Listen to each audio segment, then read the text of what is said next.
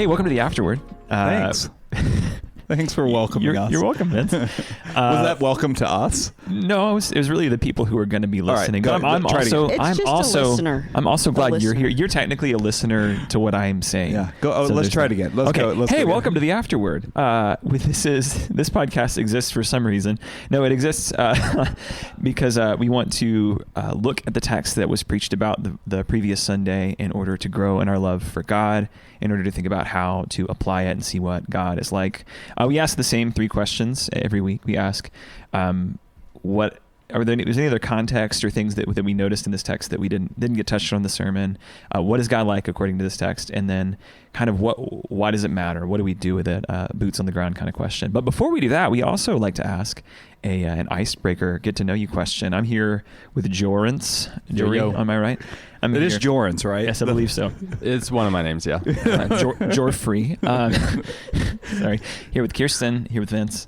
I want to ask you guys, if you could only eat one kind of food for the rest of your life, what would it be? So you can pick like Japanese, you can pick Mexican, you can pick American is pretty broad. It's just taking other food and putting cheese on it, but you can... Yeah. Or deep frying. Is it like a specific food, or are you talking about like a genre? A genre. He's asking what kind of Indian food do you like best? That's what Jory. we want to know, Jory.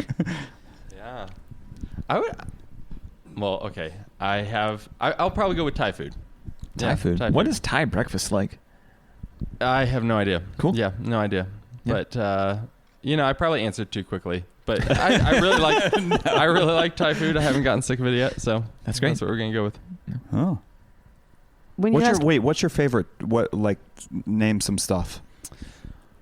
Well, if you've been to Simply Thai here in Fort Collins, they have. I don't recommend the pad Thai at Simply Thai, but their krapao. I don't even know what it is, but it's really. That's just good. A sound, right? What's that called? It's kind of like a queen who says ka-chow, but it's krapao. Yeah, that's right. Yeah.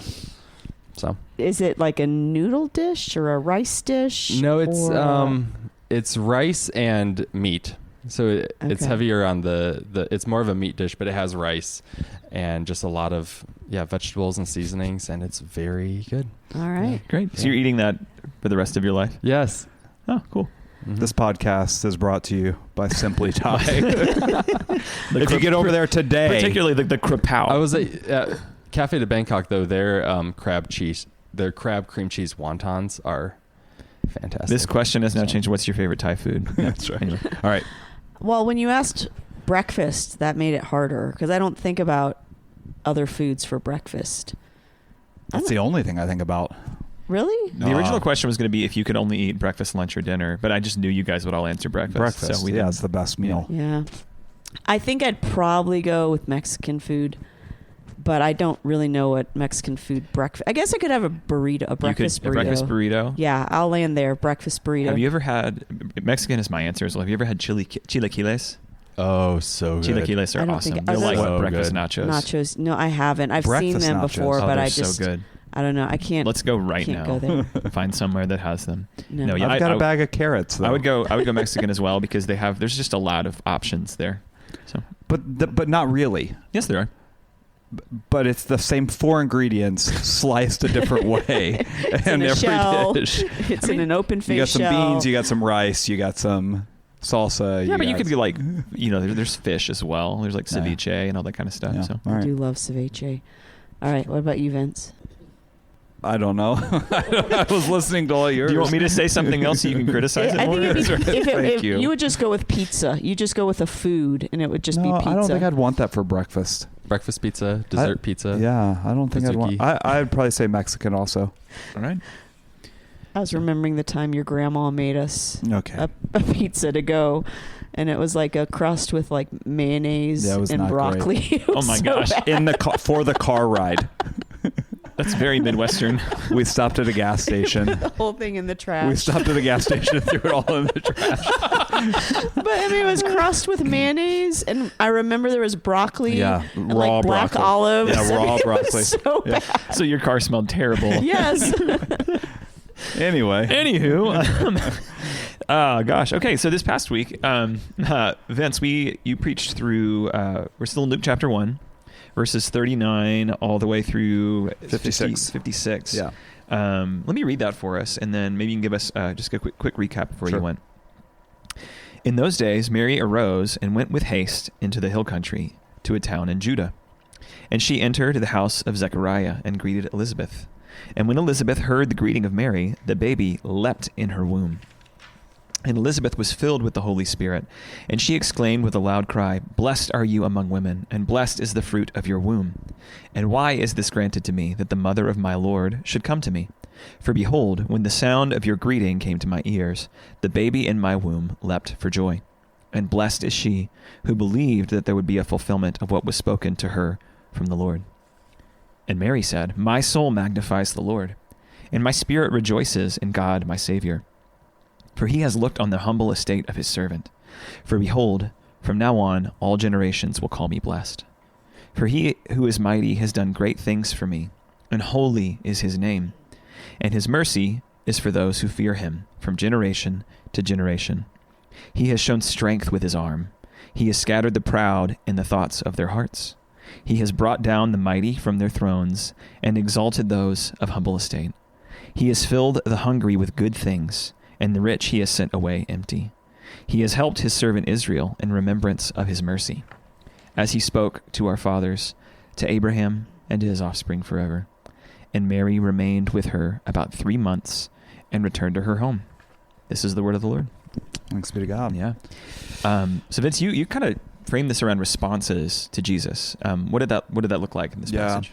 The reason I did that is maybe a little bit selfish on my part. Is I've read through these. We've all probably read through these events a lot, and I think we can sometimes read through them in a way that doesn't, because we've read through them so many times, it doesn't do anything in us. And so I had this thought of like, no, that can't be the case. There has to be something. And so I just started down this trail of, well, how do we see the people in these events responding? And so I just pulled out the 4 different ways we see responses. Mary responds in faith by hearing what the angel said and going to see her relative Elizabeth. John, the baby in the womb of Elizabeth, responds in joy. He leaps in the womb of his mother. Elizabeth responds in blessing Mary, but not really just a blessing of Mary. It's actually a pointing of attention to God, the one who is over all things. And then Mary at the very end responds in this psalm or this hymn of praise to who God is for what she's just heard. So it just seems like there are several responses along the way that we can look at and learn from. So yeah, that was the direction I went with that. And I think in the context too, and this is what we're getting at, what's in the context. The context does, again, I think we have to put ourselves in the context to see it. There's a young gal who's traveled 100 miles to her relative to see if what was spoken from the angel is actually true. And she does so in faith. So the context, I think, sets this. Like, there's this response that we see over and over from these different people and different events in it as the narrative progresses. Yeah. Yeah. With this, I don't know, I'm looking specifically at Mary's Song of Praise, which is often called the Magnificat. There's a lot. She shifts the focus pretty quickly from her to like what God has done. When she's doing this, is she's talking about, so she's saying he has shown strength with his arm, scattered the proud in the thoughts of their hearts, has brought down the mighty from their thrones. What's she referencing here? Because like this is, obviously God has visited her in humility and she's responded in obedience and accepting it. But we haven't seen like kings and kingdoms come crashing down. Is this just talking about the kind of God that has visited her, or is she referencing specific things? Or I think it's speculation because we don't know exactly what she's getting at. But I think it could be a number of things. One, from my perspective, what it seems like what she's doing is she's retracing Israel's history and who God has been. through the years, because she ends in the very last verse, 55, of talking about Abraham and his offspring forever. So it seems as if she's saying, okay, here's how God has answered these promises over the years, and here's how he's responded in this. And I think they have, I think I know what you mean by, we haven't seen kings come crashing down, but we have. Mm-hmm. Pagan kings have been thwarted and all of that, and that's been a response from God. So I think she's doing some of that, and at the same time, I think whether she realizes it or not, I think she's also looking ahead at what Jesus will be and how he is the fulfillment of all of these things coming together. And I mentioned on Sunday Isaiah 7, this prophecy of she had to have known that. Yeah. If she can rattle through this quickly, she had to have known the prophecies of Isaiah that talk about a virgin will conceive and bear a son, and he'll be called Emmanuel. So I think there's something in her of starting to put together the pieces of what is actually happening, who God has been historically, and who he has promised to be in the Messiah who's coming. Cool. Yeah.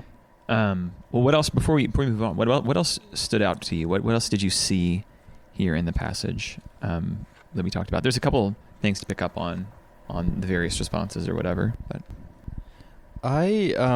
maybe people can help me see the significance of it, but I don't know. I've never really sat in this long enough to realize like how long it took Mary to get there, and then how long she stayed. Like it says at the very end, she stayed about 3 months with Elizabeth, and even my wife and I were talking about it after the sermon on Sunday, and Mallory made the point how back then you couldn't know what gender your kid was until delivery, and Mary and Elizabeth both know the gender of their baby, which is super.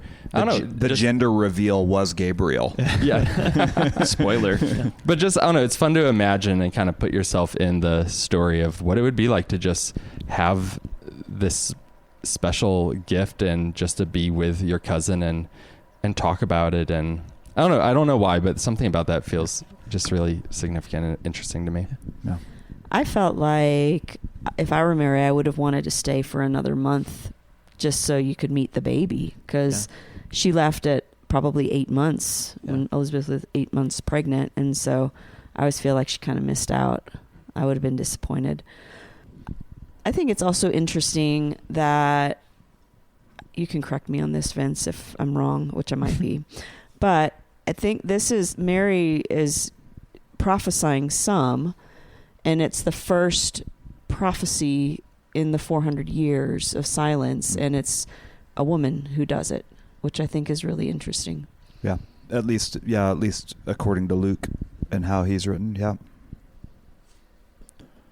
Yeah, and again, I think I mentioned this a couple times on Sunday, but this is a young gal, and can you imagine this to parents of teens? Can you imagine if you would say to your teen, "Hey, could you write a psalm on the history of who God is toward his people and what he's fulfilling in his promises?" I think our boys would probably look at us and be like, but she knew the promises of God and knew what this fulfillment meant, or at least as far as we can tell, and is able to speak to that and how she responds in praise to who God is. It's fascinating to me. Would it have been the 8th month? Yeah, because it says she's now the 6th month. The 6th month, and then she stays 3 months. I'm not good at math. I thought it was the 5th month. Sorry, my bad. Yeah. I was thinking Elizabeth stayed hidden for 5 months, but it was so maybe she stayed for the whole thing. I don't know. Although technically a pregnancy is 10 months, so it's that we finished 9 months. So I've done it a lot, guys. I know these things. Yeah, which one of you has given birth? Okay.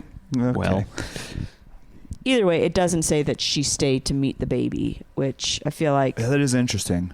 I don't know. It feels like maybe it would have mentioned it had she done that, but I don't know. Yeah.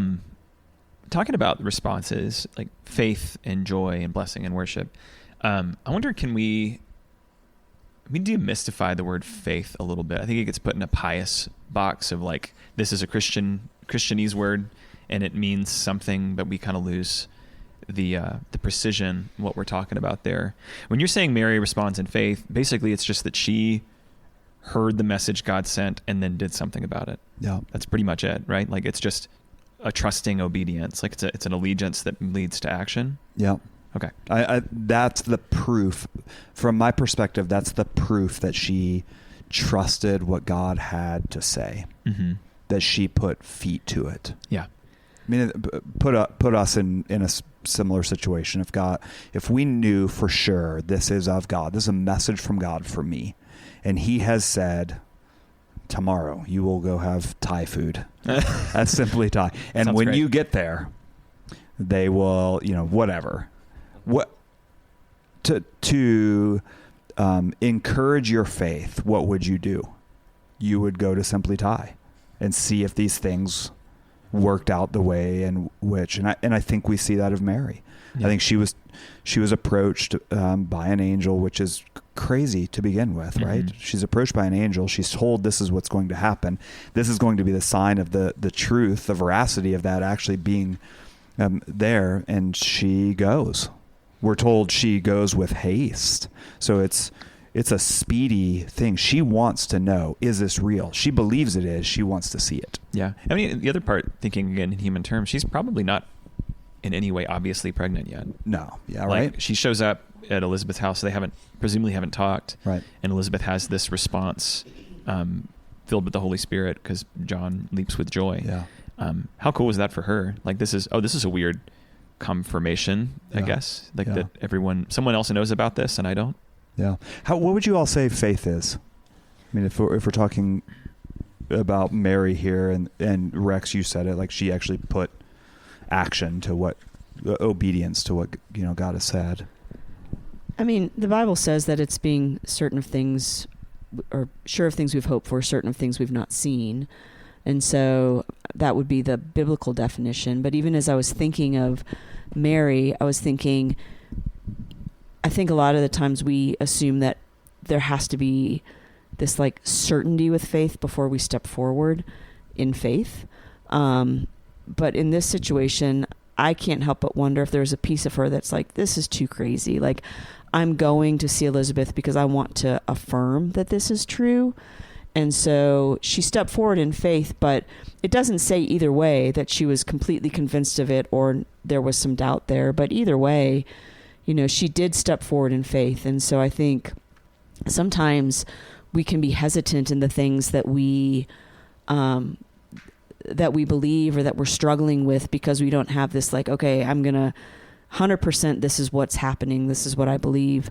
But even if there was some doubt there, she still stepped forward. And so I think that shows faith too, that she didn't have it all figured out necessarily, but she still acted on faith, trusting that what had happened was true. Yeah, I've often understood like the one, like the Greek word that's often translated as faith has like a royal and a relational sort of dynamic to it, that it's not just, I think oftentimes we think of faith as belief, as in I am subscribing to a concept like, oh, I believe dinosaurs existed. But having a royal and relational component has like this faith has a allegiance to a king or a trust in a person and what a person like could do. So I like thinking of trust as a word that goes alongside faith. Yeah. That's a more like common, less mystified word is just trust. But there is again that allegiance side of it where like, this is a thing that God has said and I will act on it. And that's faith. Yeah. I guess. So cool. Yeah. I think we can move on, but I think when I think about Mary, I think this is the way we know she had faith, is that she stepped forward. It's possible that we could have just been told, and she had faith. And we would take it at face value and say, oh, she was a faithful person. But to see that she had the kind of faith that she would travel such long distances to see it, to experience it, I think puts feet to that.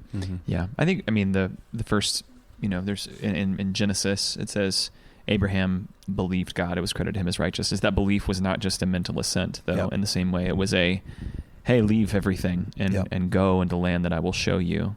Or, hey, sacrifice, take your son, your only son whom you love, and offer him to me, or whatever it might be. Spoiler alert, that didn't end up happening. But anyway, there's an action tied in with faith. It's not just a, well, I believe this thing. Like you said, there's feet to it. In the same way, I would also relate that with the way in which we present the gospel to someone who doesn't yet believe. That it's not just a, do you believe? Okay, that's great for you. But there's actually something that it elicits a response. So there is a stepping forward in obedience to who Christ is, not just a deep down in my heart I've invited Jesus in. Yes, but it's a life-changing a moment for you as well, that you step forward in it. I think also then recognizing that the only reason we have faith is because God gives that to us, and he opens our eyes. And so, any faith that we have is a gift from God, and it's not something that we've mustered up or studied enough that now we believe. Like, even the smallest bit of faith that we have is because God has given that to us. Yeah. Let me ask sorry, were you going to say something? Well, I was just going to say really quickly, which is, I didn't touch on this much on Sunday, but when it says that Elizabeth was filled with the Spirit, that many would say that it was that the filling of the Spirit, or the prompting of God for her to believe that this was actually a true thing too. So I'm relating that to what you said, Kirsten, that it is God who's working in us. And so Elizabeth was filled with the Spirit in such a way that she was able to believe that this is the mother of her Lord standing right there in her house. So, yeah. Let me ask a similar question with the word joy. I think it's often misunderstood. I think joy, well, let me ask you, how do you think joy and faith are related? Could you say, I think joy is one of the fruits of faith. Like, faith produces joy. it can. Yeah. I was asking my boys yesterday of the points that Vince made during the sermon, like which was the hardest for them, and they said across the board, joy. But I think that often we confuse joy and happiness, and we're looking for joy to be an emotion. And I asked my boys, I said, what if you saw joy more as a discipline than an emotion?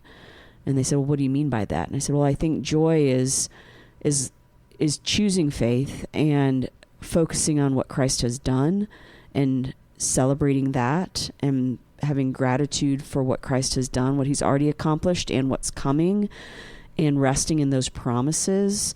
And that can elicit a response. And so I think joy is dependent on faith. Like, true joy is dependent on faith. Like, we have to have faith in order to have true joy. Yes. Yeah, I think joy is a posture more than anything. It's like a posture of receiving, in a way. Understanding that, whether good things happen and you are happy and joy goes along with happiness, or bad things happen and you feel like you're falling or you trip or whatever, understanding that joy is trusting that the hands that catch you are God's good hands, I think.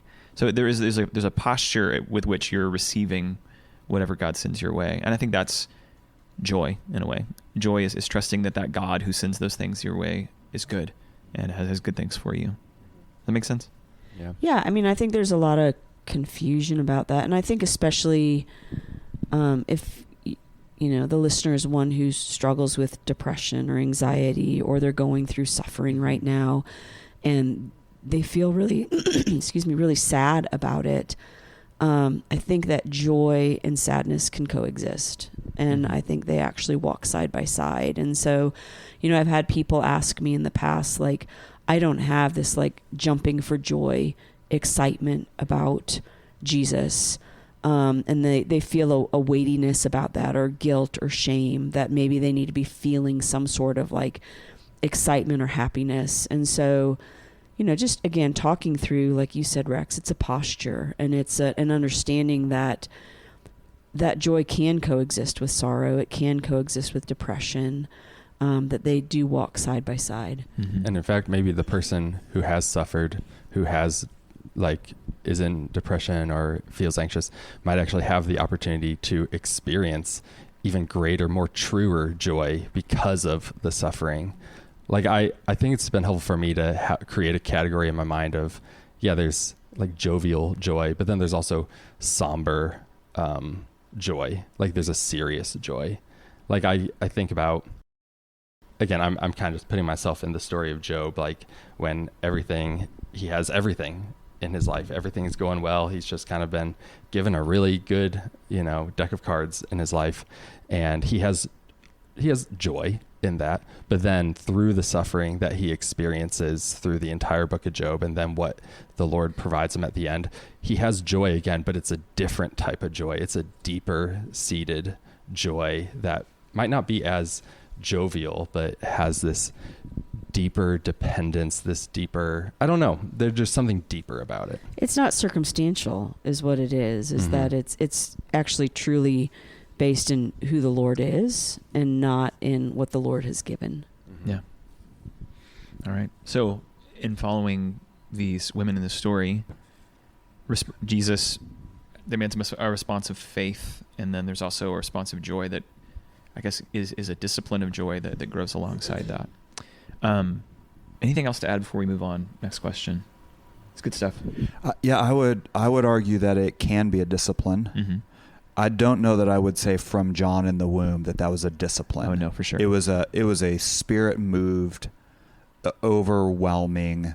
There's no other response but, and we've probably experienced that at times too. It can be a discipline in the midst of sorrow and grief. It can also be an overflowing. I don't know what just happened right here, but I'm overwhelmed. Yeah. And I think we see that here too. Totally. Yeah. Well, guys, what's God like according to this text? I think we see that God gives each person the appropriate response. He gives them the capacity to respond appropriately in a way that glorifies him. And so Mary's response in faith is we've talked about how she was this young, likely teenage girl, and the fact that she was able to respond in faith with so much maturity, I think is a reflection of the Lord in her life and working on her. And obviously John's response in joy was a work of the Holy Spirit, and Elizabeth responding in her humble blessing was again the work of God in her. She was a very humble, contrite person.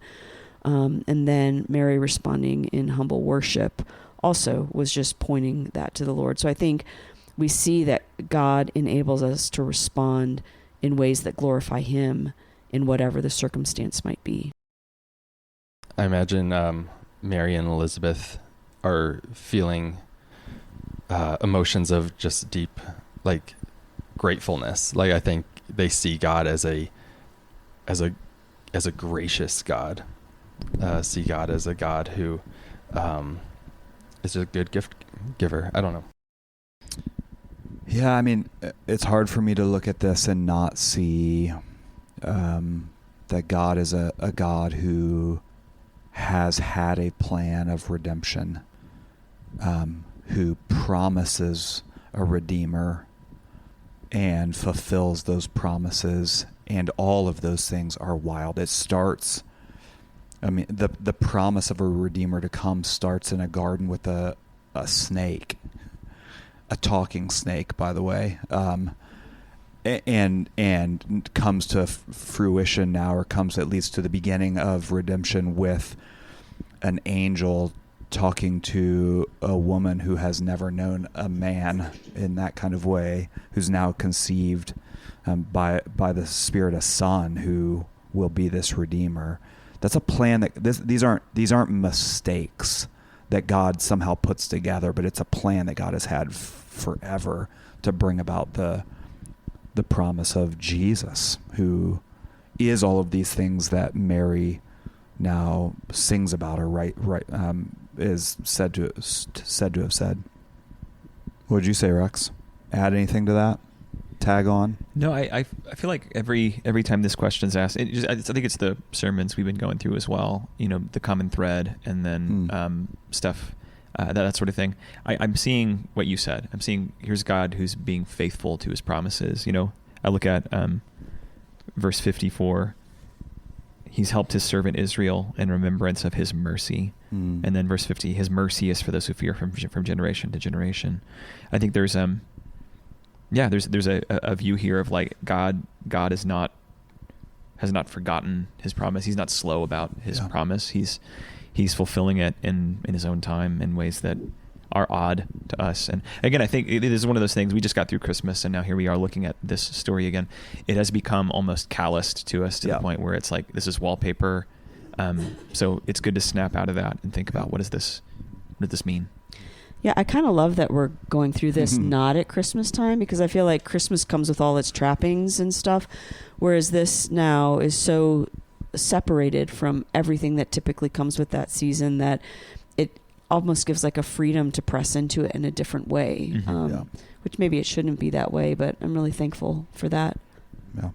Yeah, it's less stylized, I think. It's less like, you see all the paintings or whatever of Mary with like the dinner plate halo behind her head and that kind of thing. Like we don't have to look at it that way here. It's like, here's a little girl who is kind of freaked out and heard that something weird happened to her relative and now goes to see her, and they respond in worship. Well, hey, last question then. What do we do with this? Why does this matter now? What does it matter for me on Tuesday morning? I mean, I think it's the same thing I said last week, but we can trust God that he had promised this however many years, thousands of years ago, that there would be a redeemer, and he has been faithful to keep that promise. And so we can trust that he's faithful and he will keep the promises that he has made. Yeah, that's good. I think for me, and I touched on this some on Sunday, but I think for me, there's the sort of so what is I can be okay with not receiving the attention. I can be okay with pointing the attention either to other people or to God. And I think you see it all the way through here as a young gal who doesn't deserve what she's received, and she's now in faith stepping forward into this, and Elizabeth, who's filled with the Holy Spirit, is now pouring out blessing over her, and no one's grabbing for attention. No one is. In fact, everyone in the story, John included, who's not even outside the womb, is pointing all attention to Jesus. I can be okay with that. That it pushes me to a place of saying I can be okay with Vince not getting the attention.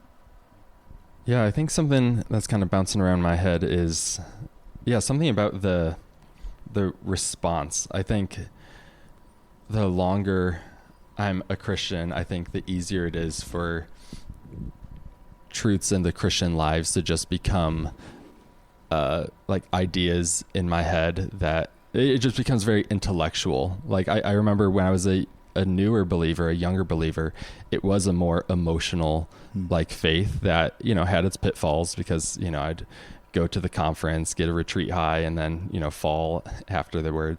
But then as I've grown older, it's almost seemed like the emotional side has waned in replace of a more like intellectual. But I think the value, and I even long for like a more holistic response to the Lord that is paired with my head and my heart. Makes me think about even Sunday morning worship, with responding in music. Sometimes it's a discipline to really raise my hands and want to like sing.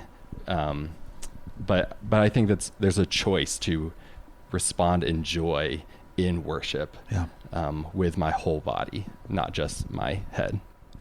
Yeah, that's great. I think for me, the question you asked yesterday, how do I respond to Jesus? I want to make sure that doesn't stay in the realm of the first time.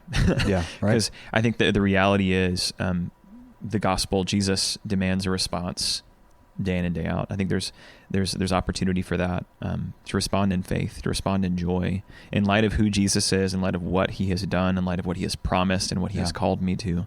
How do I respond to him Tuesday morning, February 3rd, or whenever this is going to release? Yeah. It's good. All right. Well, where are we going next week? Simply Tie. Simply Tie? So, yeah. That's right. Great. Next week, we're all meeting at Simply Thai. Your kitchen noises in the background. That'd be great. They are overwhelmed at the thought of that. I love that so much. Luke 1, 57 through 80. So we're getting the other side of the story of what happens with Zechariah and Elizabeth and John's birth. So keep reading. Read ahead. Read ahead. Think about it. Be talking about it. I love hearing from people throughout the week. Hey, we were just talking about this as a township, or we're interested to see where you're going to take this because we've been reading. So I would encourage you all to be reading ahead. Yeah, keep it up. All right. We'll see you next week. Adios. Toodles.